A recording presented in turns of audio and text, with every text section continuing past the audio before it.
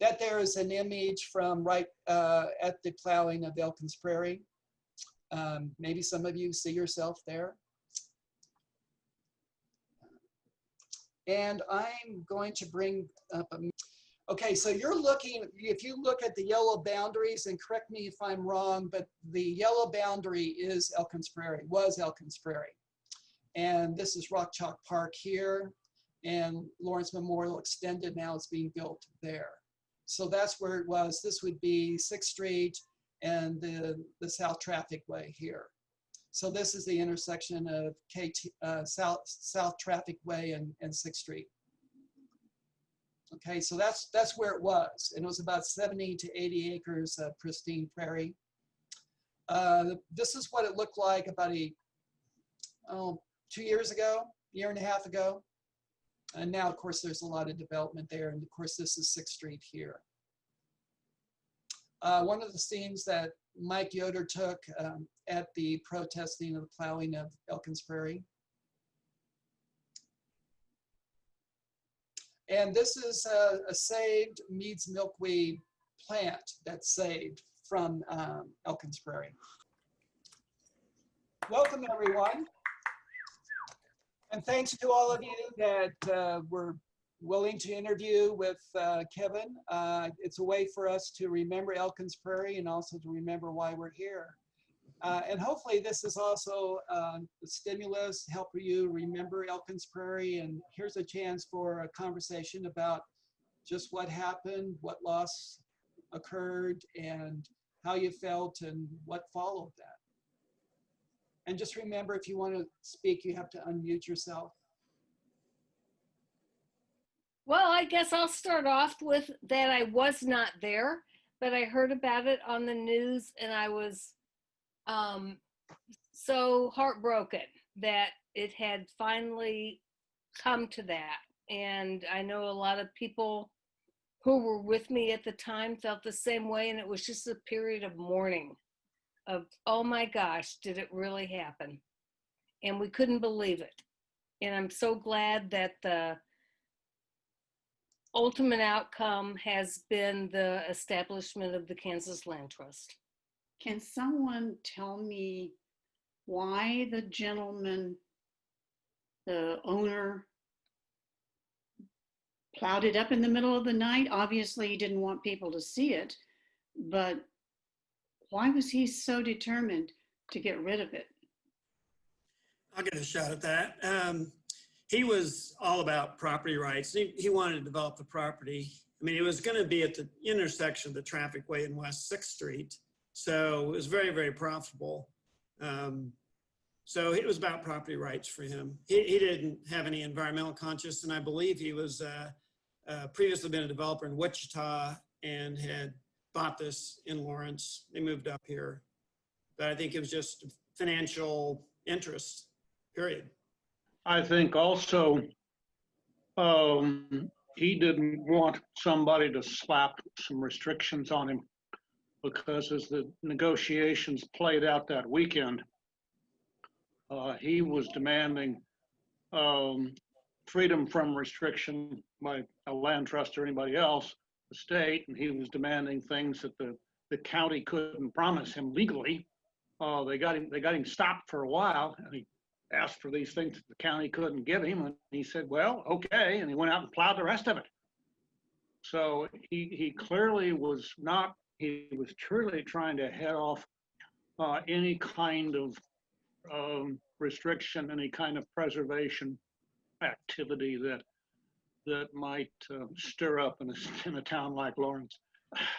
And preemptively, let me add, I mean, he did plow it in the middle of the night on a weekend, and I'm certain he had legal advice that you would not get a judge out of bed to stop it. And it was like already there was conniving and scheming really behind the scenes. So it was known it was already an issue, right? So it was surreptitiously done. He hired someone to plow it. It was the guy driving the tractor.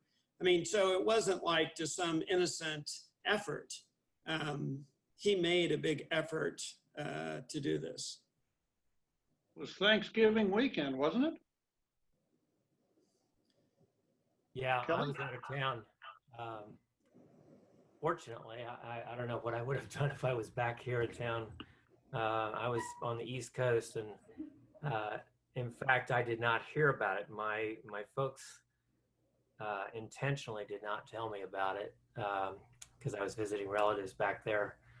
And you know, the way I look at all of this is that we had institutions that exist, the University of Kansas and the Nature Conservancy, and yet they were not up to the challenge that was placed before them. And so out of that necessity, because there was a gap, and the Kansas Land Trust filled that gap, so that we had some institutional shortcomings that, you know, despite there being ample evidence of its value, they were unable to stop it, to acquire it and preserve it in a way that would last. And so that's the beauty of the Nature Conservancy, or the Kansas Land Trust, is that they were able to fill that gap that, unfortunately, this tragedy showed that there was an opening, and things could fall through the cracks, literally. So.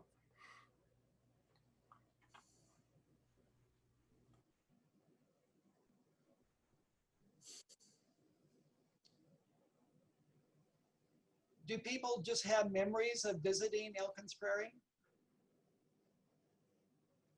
And what did you observe, or what were your experiences?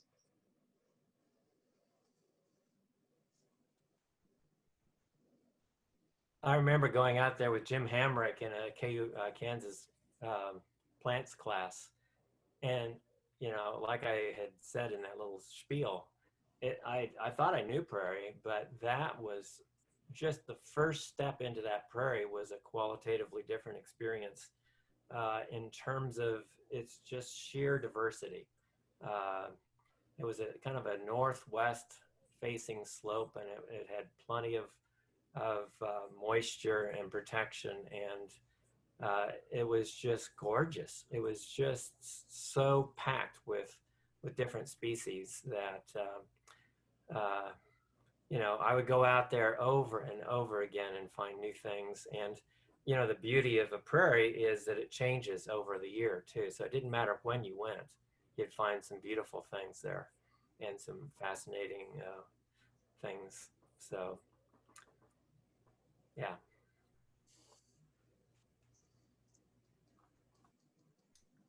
Ken, I'm curious at how you were able to get on the property when the owner was so adamant about not preserving it, or. You know, at the time, I don't know, in the mid 70s, whether the Elkins still owned it. Yes, they did. So Elkins family gave permission readily, and classes went out there. It was, I mean, Jack Graham didn't own it very long before he plowed it.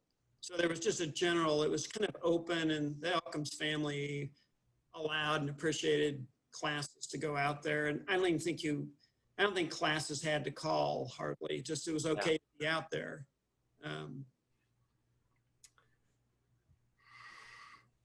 And I would share too that, you know, the property, I mean, the numbers are, the property is worth about $300 an acre at the time, and the Elkins family was offered $900. And I mean, that was just so much more that they went for that. The Nature Conservancy did make some efforts to buy it and offered at one point, I believe, $2,700 an acre. And then after it was half plowed, the county offered Jack Graham $6,000 an acre. And that's all changed within a couple of years. And he turned all those offers down because it kind of became a political interest for him. But of course, also, even at $6,000 an acre, if you did get the corner mall or, you know, motel gas complex, I mean, he probably would have made more money with the development. I mean, that's just what development's about.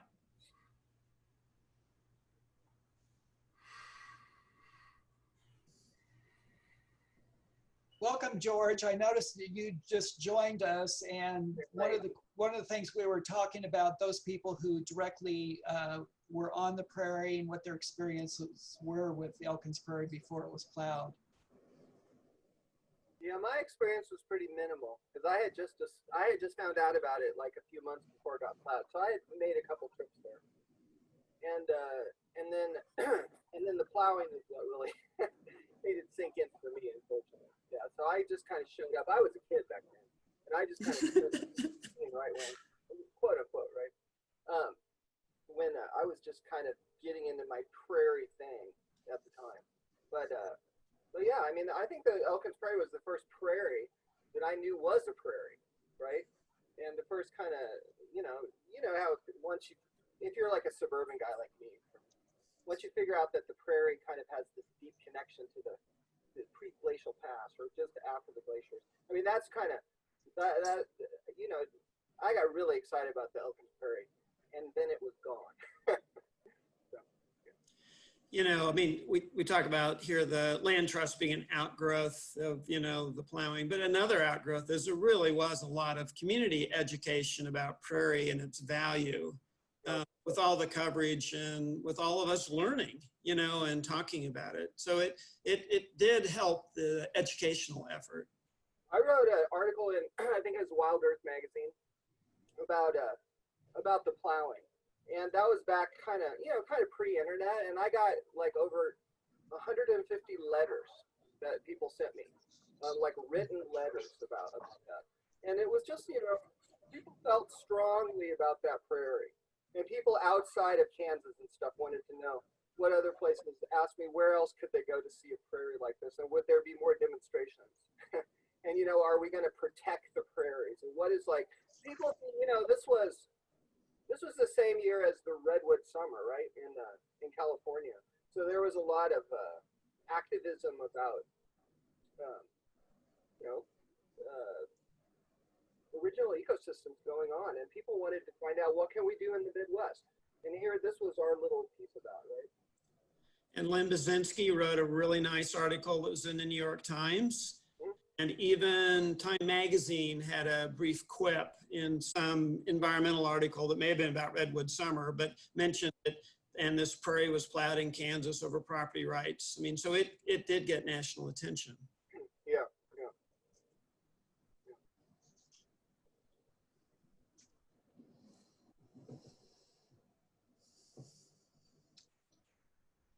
So there was obviously a time of grieving and figuring out what you lost, and how did you all make a transition to begin to think about what you proactively could do to prevent something like that happening again?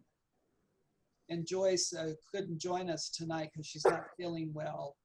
Talked about the importance to her of being part of getting enabling legislation, a statute to enable a land trust, any land trust, to operate in the state of Kansas.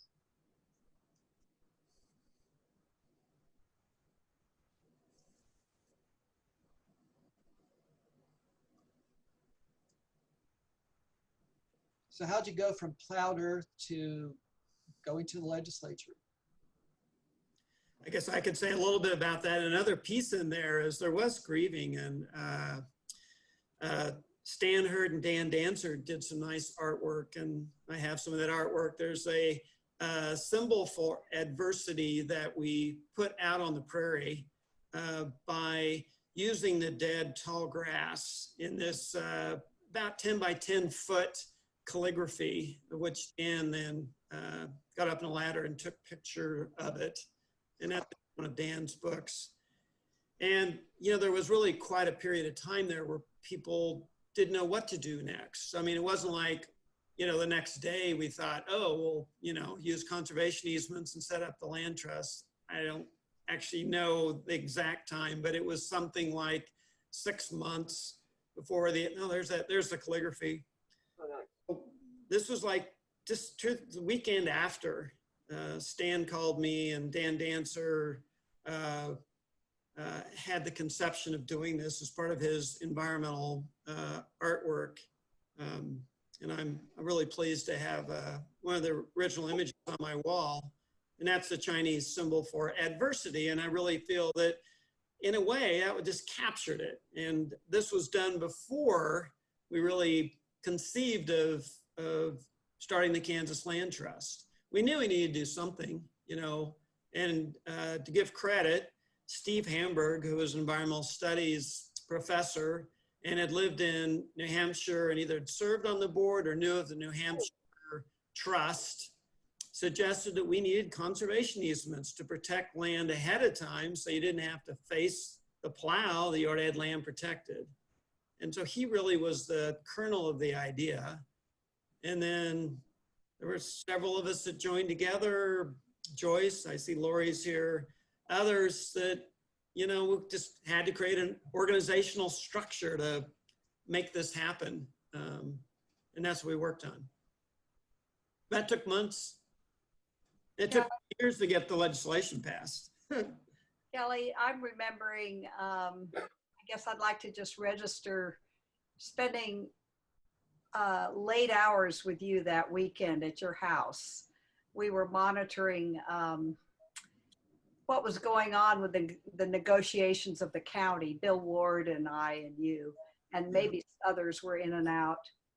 And I do remember Steve Hamburg beginning to float the idea, and really between November and February, when it was incorporated, that's only 3 months. Yeah. So it happened pretty quickly. And I remember jumping ahead a little bit. This was my version of it. You were doing it. But you made friends with that man. I can't remember his name, but he was quite involved with the Farm Bureau in the Kansas legislature. Yeah. I really think that was the key to success, because as you said in the film, he began to understand, oh yeah, preservation is a property right. And so I just wanted to add that. Yeah, with Joyce's help too, and knowing the legislature, she played a really key role. But we essentially decided not to get green support, not to have the Audubon Society or Sierra endorse us directly, and work quietly on it as a property rights issue. And it was really clear that we had to get support of the Farm Bureau and the Kansas Livestock Association. Livestock Association sort of stepped aside. And it was a better time than now. I mean, I'd say over the last 10 years, it would be really hard to pass easement legislation. And over the last 10 years, we've seen attempts to undo it, although things are better now. And it is widely used by the Kansas Livestock Association and benefits property owners, but it still feels threatening to people to see land protected. And Lori was talking about the Farm Bureau lobbyist. Was that Bill Fuller? Yes, Bill Fuller. That's right. Thank you. And just to think about some of the change, the Kansas Livestock Association is affiliated with the Branchland Trust of Kansas. And even though they stepped aside and would not fight it, as you referred, I mean, it's been helpful to me when I'm walking onto strangers' land and neighbors ask me what I'm doing, and I can talk about a land trust. I remember specifically on the Smith conservation easement, and when I mentioned a land trust, he had known about the Ranchland Trust of Kansas, and he was a Kansas Livestock Association member, and that just made the conversation easy. So there's some change there. And they're a strong supporter of land conservation and a very good partner in all of this. What's the, well, there were 2 different years. I think it was like 2014 and 2016 or something like that, when the easement legislation was severely threatened in the legislature. And we all joined in trying to contact various legislators. It's been a little quiet now for a couple of years. maybe you on the board, some of you have followed that. I just haven't heard. I guess, Jerry, you would have told us. Yeah, I'd have to go back to my notes to think about what years those were, but that's about right. And there was hearings. There was a state senator that took it upon himself to fight this, but he's no longer in the Senate. But you know, when the people who came to testify on his behalf, it was broad. I mean, it included United States Army representation. It included Kansas Livestock Association. In support. In support of conservation easements, because you know, there's USDA has done it with the NRCS. There's a lot of parties that have been advocates and beneficiaries of it, as well as landowners. So I mean, yeah, I think right now my assumption is that there is not an immediate threat until there becomes a legislator that's perceived in his or her interest to really become the threat to it, and that's part of their legislative agenda. And I'm not aware of that now. And as we conserve more and have more landowners, and you've got the United States Army involved with this. I mean, who are you going to take on? And also, if you start they would threaten future easements, not past easements, because you would have problems with IRS and all kinds of entanglements if you try to revoke past easements. Not to say it couldn't happen again. You know, one thing, just change topic slightly, that I think is important to say is that, you know, conservation easements are not the end game. I mean, one of the important things for the land trust is having Jerry or staff visit the easements each year to really to interact with the landowner, to let them know that, you know, we're checking up on it, you know, and also asking them about what they're doing. And, you know, that it is an arrangement where the property owner is the manager, not the land trust. Right. And so even with an easement, things aren't truly protected. You know, we need there still to be good management of the prairie or the forest or whatever. So it's just really, it's a step, an important step, but it's a step in the way to keeping a prairie that might be almost as nice as the Elkins Prairie, as nice as it is. So we need ongoing conservation work, ongoing efforts. And, you know, I think in the future, we'll look at perhaps some of these easement lands as carbon stores, or maybe funds to help, you know, with restoration or improvements.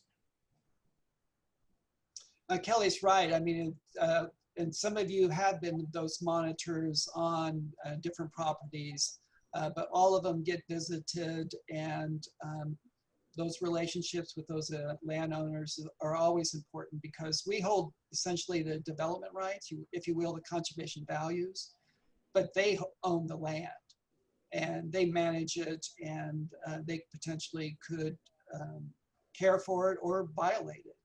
And so that's the responsibility of any land trust, is to carry out the wishes of the donor, the person who enacted that conservation easement. So last week I was on the Moyer Ranch and documenting where they had buried some water lines, and also met with some other landowners, and that's an ongoing relationship. And so thanks to all of you for supporting the Kansas Land Trust. Jerry, I know at least a couple properties have changed hands. You mentioned Moyer.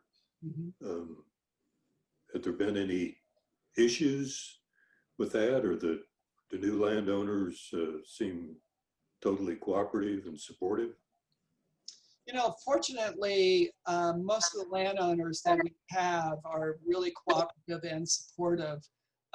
There is one landowner who knew well what the conservation easement was, and for him, he finds it objectionable that there is a third party that holds interest in conservation values. And so he's been adversarial, cantankerous. But you know, neighbors and even the county considers him adversarial and cantankerous. I mean, he's just a difficult person. The appraiser who was there worked with him, found him very difficult. But for the most part, they are cooperative. Some landowners are much better stewards and caretakers of the properties than others. That's always a little bit up to chance who's the next landowner. But I've also seen some succession landowners be far better caretakers than the previous ones. And some of our properties have gone through multiple ownership. So we're down the line a ways. But you know, Bruce, that property, I think behind, isn't that the Bacon Ranch? Maybe I got that wrong. I'm not sure which one that is behind you. Yeah. But you know, Yes. yeah, they're excellent caretakers as grazers. So, and there's some new landowners, and I just met with a family that took on the Lindsay one in Bunsey County, for the board members that know that one. And we just got real lucky. It's a family that really has a strong conservation ethic, and it's passed on from the father who passed away to the children. And you know, they're excellent, you know, caretakers. So, but part of it's an educational process. I mean, there's some landowners that have Sericea lespedeza and invasive species, and they don't even know what they are, how to manage those. And so there's opportunity for education, so they become a better caretaker as well. Does that kind of get at your question there, Bruce? It's generally, Yes, thank you. I feel Kansas, we're pretty fortunate in many ways because they are very responsible landowners that want to do what the easement expects of them. But there's a few that, you know, sold the land without notifying the buyer about the conservation easement, never told us. The buyer did not do a title search, and so they got surprised. So, you know, that's inappropriate, if not fraudulent behavior on the part of the seller. But so there's some hiccups. Terry, can I say a word on behalf of the tree? Please. The one thing he didn't do was cut down that tree. And it sat there on the top of that hill. And for years, it was a landmark to a lot of us. And you really didn't, you know, you didn't share that. But after it blew down in a windstorm, I can't tell you how many people felt the same way about that tree. You drove by and there it was, windswept, but the tree was there and all was well with the world. And it was just a real landmark for a lot of us. And then, of course, nature took its course and it blew down and we grieved. I think a lot of us grieved actually the loss of that tree. I wasn't there at the outset with the prairie, but I certainly grieved the loss of the tree. It was a landmark for a lot of us. One of my students couldn't fathom that. He thought I was goofy, but that's all right. I'll be goofy. Hey, Burl, Yeah. was that tree by any chance the first logo of the land trust? Oh yeah, it was. It was. Yes. Yes, indeed. Which Good work. Stan Hurd drew. Right. And just a funny inside story on the land trust board. So it was not a great tree image. We weren't sure it was a good logo. We spent a lot of board time discussing that logo over time. And, you know, and as the Elkins faded from, you know, memory of most people, then you just had this tree as a logo. And, you know, we were about prairies and there's a tree and it's just a common tree as a logo. And so anyway, it's I always loved it. And Yeah. woodland, we're about woodlands too. yes, yes. So about when did it blow over? About, you know, I remember it being there afterwards, but I guess I missed when it went away. How long did it last after the prairie got plowed? Long Years. time. Long Yeah, time. 8, 10 years, I mean, long time. Right. That part of the prairie up there too was rocky, stony, you know, so when they did plow the prairie, it was hard to plow through that area. Yeah. And, you can see it there at the top left. There's just a blob. That's the tree. Yep. There's still some things. If you go over the top of the hill to where they just, where they built the roads last year, my daughter was back there and she found a giant liatris growing. And, that's still, it was amongst the, thistles and things.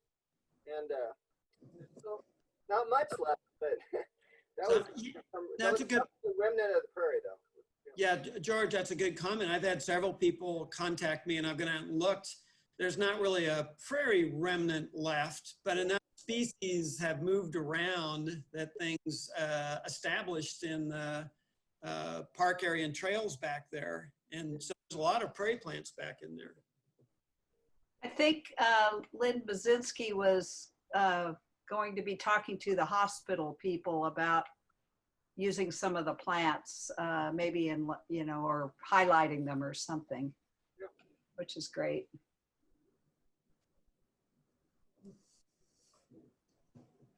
Jerry, I'm relatively new to awareness of the land trust. Can you tell me how many parcels are in the land trust in Kansas? Yeah, there's 77 parcels. They're spread across 22 counties. And if I'm fast enough here, I'll bring those up for you. They cover about 40,000 acres. That is a conservation footprint the size of the city of Topeka. So I'm sorry, I guess I can't go through my directory and talk at the same time, but I'll bring that up for you and share that with you in just a little bit. I find it to be remarkable, especially the acreage. I mean, I know we're just working away on it over years, but it's really, really something that's special. And something else I'll put a pitch in for, been working the last just couple, 3 years with Nancy Thelman and others to get a Douglas County open space program. And Nancy's out on the commission, but I think there's still support. But we could have more land protection in the Douglas County area with the program to actually do that. And we're down to, depending on how you count, maybe 70 parcels of high quality native prairie left in Douglas County. They're just kind of disappearing slowly, but we still have a lot of parcels scattered across Douglas County and also in adjacent counties. So can you see the map of Kansas with a bunch of yellow stars on it? Okay. As you can see, we're right in here. And I think Douglas County has about 11 properties that we protected. You see a lot of stars here. That's the Riley, Gary County, Fort Riley. Those are conservation easements that we have worked with Fort Riley to conserve. And the larger the star, the bigger the property. So so if you see a bigger star, it's also a larger property that's being protected. In the video that you saw by Kevin Dobson, it showed Spring Hills Ranch, which is right here. And Bruce, you would know that. Some of you too might know of that one, which is 5,000 acres. If you saw that from Lisa Grossman, if you remember that image, that's Spring Hills Ranch. You also saw a short footage of Red Buffalo Ranch, which is down here in Sedan, Kansas. It's a ranch owned by Bill and Mary Curtis. This is where the properties are that have been conserved. So there's 77 of them and about 40,000 acres, 22 counties. I would add, when you mentioned the whole Fort Riley Army program, Land Trust is always looking for opportunities, and it's remarkable and actually a very positive conservation thing that Fort Riley realized that they really should protect their borders. I mean, first of all, a facility like that's got 18 and 20-year-olds practicing with guns and weapons and, bullets and things may not stay within their boundaries. They don't really want housing right up against Fort Riley. But there also is a conservation theme from the beginning, is that the fort realized that if prairie chickens were protected around their property, they wouldn't become just the reservoir for them. So they actually wanted to see landscape protection so that the protection efforts that they did were more continuous and more successful. So that's been a nice relationship for us. And you can see a series of stars up here. Those are the Kunze ones. The Kunze family had 5 of them. And one of our experiences is that landowners keep coming back to us because they feel it's both good both for conservation, and some of those easements were purchased. So that's been a real positive aspect. And I will have to say that even during this pandemic and probably some economic hard times, I get lots of inquiries, new inquiries that are quite diverse. There's a financial advisor that just cold called me and said, I got some clients that would potentially be interested. So here is a financial advisor that's working in 3 states that has really already referred 2 landowners to me. And so we've started conversations with them. I had another cold call from a developer or a business entity, non-ag related, calling out of Kansas City and just having an interest in conservation and wanted to figure out how to support, encourage conservation as well. Mary, I would add, you just said that there's that interest in conservation. That seems to be what drives it.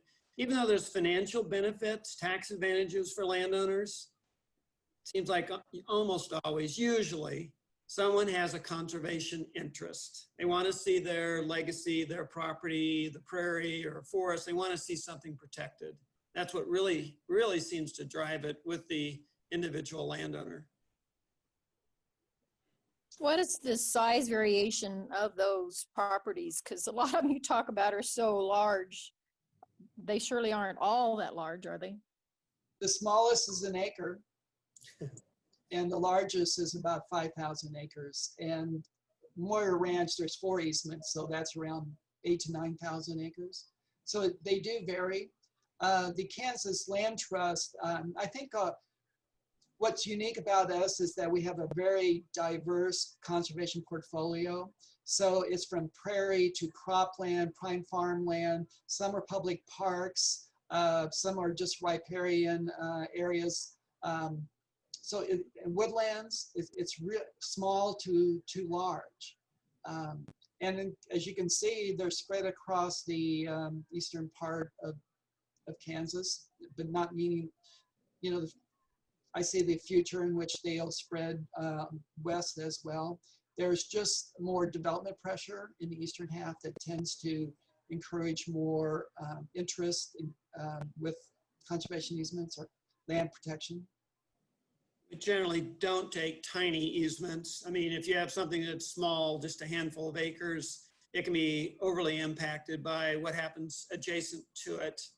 So typically we're not taking easements under, I don't know, 20, 40 acres. Right.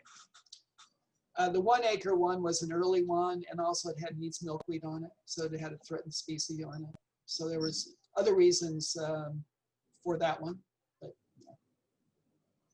and 6 of our properties, about 1,300 acres, are now public access. So they're managed by Kansas Department of Wildlife, Parks and Tourism or the City of Lawrence. Some other properties are conserved, and the landowner allows limited access on the property as well.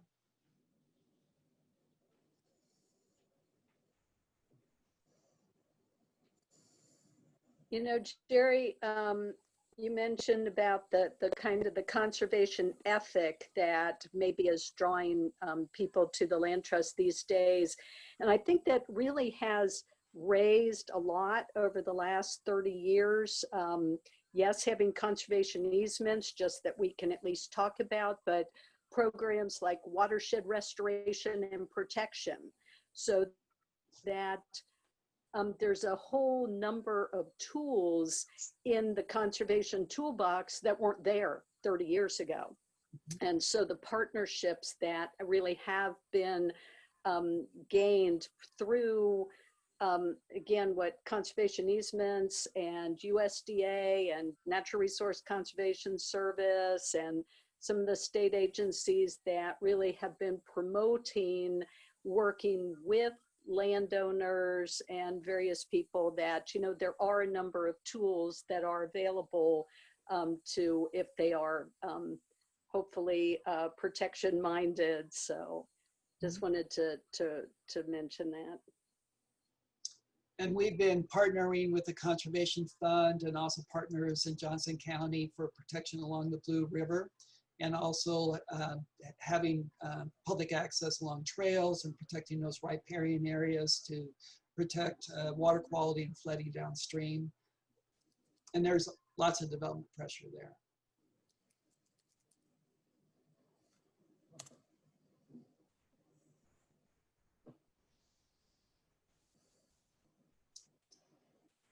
Other comments or questions or reflections on Elkins Prairie and 30 years of conservation? This is our 30th anniversary. And some of you were founders from those early years, from grieving and of the loss of Elkins Prairie to proactively working with the legislature and early with landowners to provide community education. And I mean, it's building on all that good work because, to be honest, I suspect it's a lot easier to be doing this work than it was 30 years ago.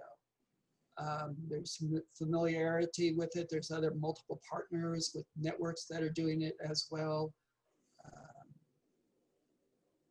And developmental pressure, climate change pressure, threatened on prime farmland along the urban edges, local food systems, water quality, people wanting to get outdoors in nature. All those are motivations for land conservation, and also a chance for artists and people to get inspired, both in their work and in their interactions as well.